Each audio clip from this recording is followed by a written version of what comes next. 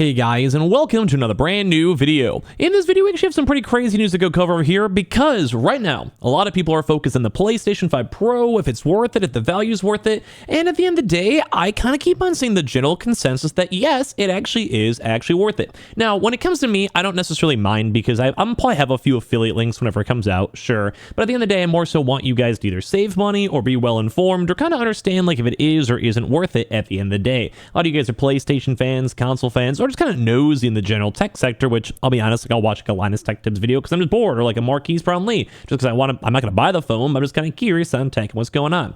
And well, that's why I want to go and talk about this deep dive, because right now it seems like a lot of the internal specs are slightly higher than expected, not even factoring on in things like the ray tracing, the PSSR, and the generalities of a PC. And I keep on seeing people fighting back and forth on, I can build a PC cheaper, I can get a $700 PC that's better.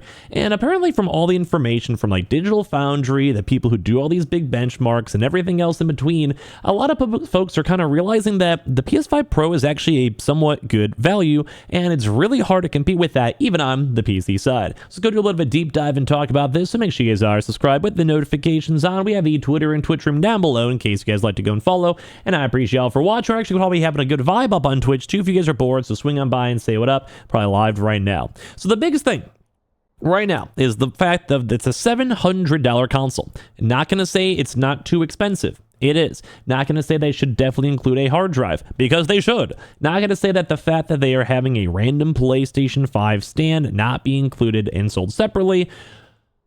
Don't even get me started. Like, I'm with you guys. Don't worry, I'm with you guys. And if you already have a PS5, it's chill too. But basically, the idea is that it seems like the PS5 is actually, like, PS5 Pro is actually kind of worth it. So does the PS5 Pro's high price make jumping into PC instead a no-brainer? Well, it's a bit more complicated from this. This is from VG247. It's if paying somewhere in the region of $700 has you considering options, you will still need to whack out a calculator.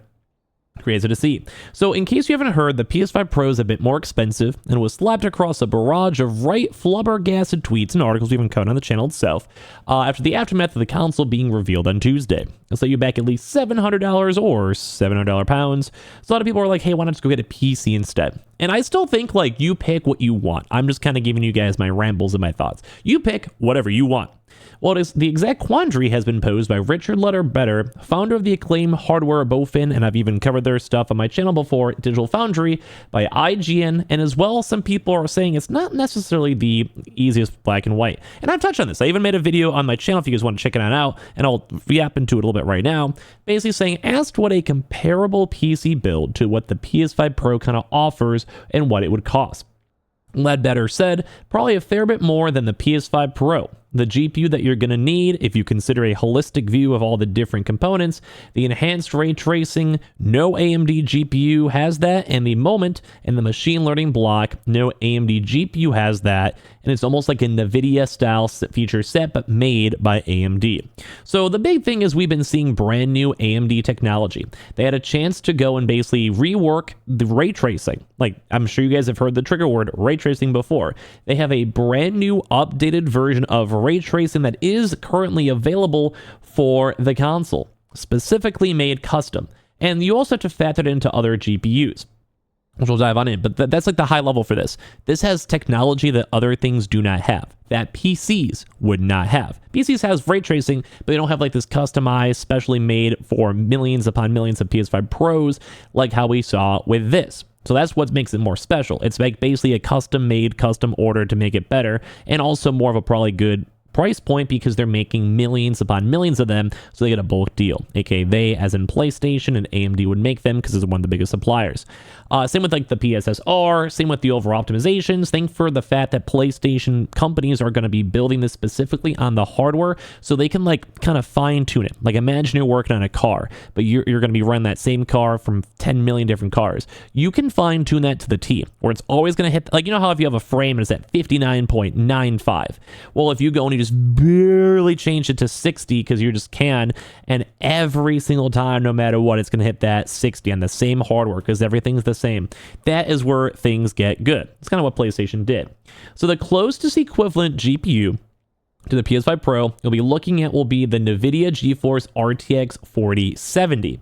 The 4060 is quite close to base PlayStation 5, factoring out machine learning and ray tracing. Latter better continued. Mentioned that the cheapest 4070 he'd found at a glance cost $540. So even look at this, we see one over here for Best Buy. $550, $560, $570, $590, $650, $660, $540. All these general price points we have a chance to go and see. So that's like almost pretty much the cost of the PS5 Pro, if you want to have comparable stuff. Also factoring the PSSR and all the other various things too as well. So beyond that, you've got a CPU, a motherboard, memory, power supply, case, 2 terabyte SSD, so all the costs are going to ramp on up. So if you want to build a PC with a 4070, factoring in and also a motherboard, $100. Memory, let's say 50 to be cheap. Power supply, 50, but that's kind of a bad one. Case, 50, but I've spent 120 on mine. 2 terabyte SSDs, at least $100. So like it's kind of like you're actually getting a fantastic deal. That said, Leadbetter did go on to cite some mitigating factors, including no longer need to pay for a PlayStation Plus subscription in order to play games online, which that is, you should factor that in. Some people don't want to pay the monthly fee. And some games you don't even need that though. To be devil's advocate, you don't always need that for every game. There are certain games that will let you play without it, which is totally cool of PlayStation, but that you should factor that in. That will be a requirement on some cases. And you look at say like Steam, EA Store, you don't really need a subscription-based thing. And they sell free-to-play games on Steam too that aren't on PS5. So like think like CS:GO. Like I have like thousands of hours in CSGO. I love CSGO. And other various games too as well. I also even play games like Fortnite and stuff too on top of that. So basically that is a big deal though, because like you will be saving money from PS Plus subscriptions, to be devil's advocate on both sides. But overall the price point is looking very good, like in terms of what you get and how you get it. Now you don't get the full PC experience. Like I'm on my PC right now recording a YouTube video. You can't really do this on a PS5 Pro. Like, you can't really go into DaVinci Resolve and edit a video, make some shorts, upload to YouTube, go on Facebook. I mean, you kind of can a little bit, but you know what I mean? It's not the actual vibe. He wanted to go and add, though, we might be slightly missing the point. Because if you consider what the PS5 Pro is, it's a machine that's designed for new owners.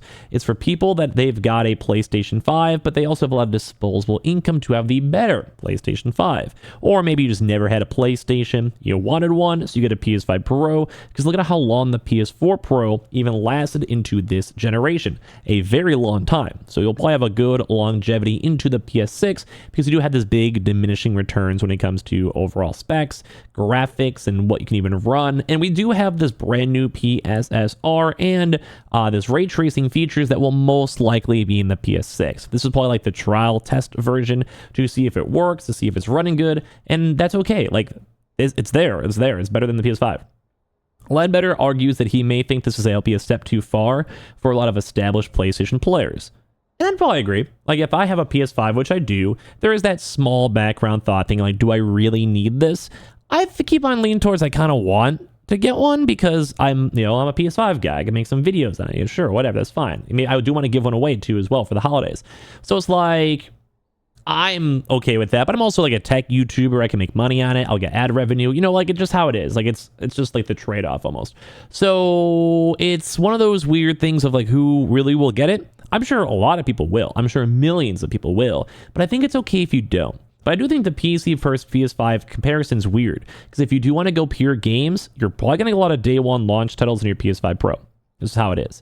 I think like a Dragon's Dogma, Baldur's Gate, think like Call of Duties, think all these other various games on top of PlayStation exclusives. Like it's kind of a okay deal. And especially factoring the GPU segments too, like to build a comparable PC to get like an 8K is a lot of money. Like plus factoring everything else and storage and hard drive and power supplies and cases and everything else is kind of a lot. That's crazy. So you also said that due to PS5 Pro's price being more expensive in certain regions though, such as Europe and Japan, we should probably talk about that on the channel, the arguments of jumping to PC becomes a bit more compelling for those folks in those areas.